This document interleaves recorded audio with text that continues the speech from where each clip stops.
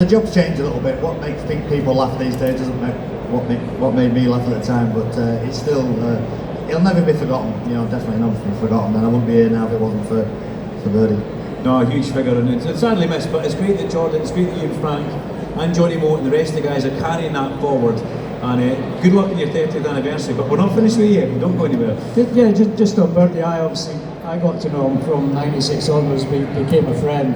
And the amount of riders he's helped, I mean, he's caused some carnage along the way, but if he did it, he never did anything else but put out an amazing team every year, the best team, the best staff, the best bikes, won a shed loads of championships and made that transition from, when John says, the good old days into the days where we're now still winning championships and races. And it was almost like, unfortunately, we lost him a few years ago, and Jordan picked up the baton and ran with it and still won another championship for him, and that's not stopping anytime soon. So, yeah, and the popular saying is the paddock, Paul didn't die wandering because he lived the life to the max, and you can't ask for any more than that. You very much knew. So what does 2026 hold for you? Can you give us a bit of an insight of what we expect?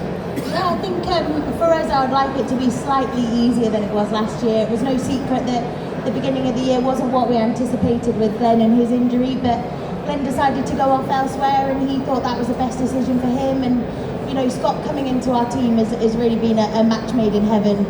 We had him in 2019. He was quite a different character, a playboy, and he enjoyed partying. And then he met his now wife JC, and he's got his little boy Hudson, and he's come a very, very different character.